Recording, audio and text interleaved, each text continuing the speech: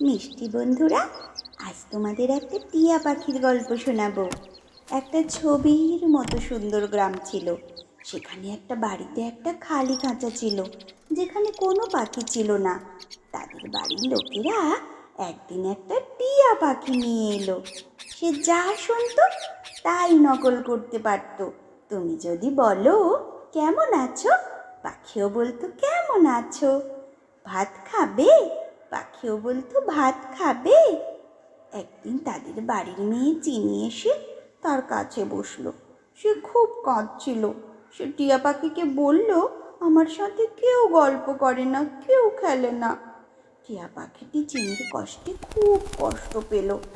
সে তখন মনে মনে ভাবলো, আমি তো মন ভালো করতে পারি চিনির, কারণ আমি তো মন ভালো করার জাদুই টিয়া। সঙ্গে সঙ্গে সে জাদু করে চিনির মন ভালো করে দিল। বলল, কান্না থেমে হাসি ফোটো। সঙ্গে সঙ্গে চিনির কান্না বন্ধ হলো আর মুখে হাসি ফুটলো। চিনি খুব খুশি। সে টিয়া পাখির সাথে খুব গল্প করে এখন। কি বন্ধুরা, জাদুই টিয়ার গল্প কেমন লাগলো?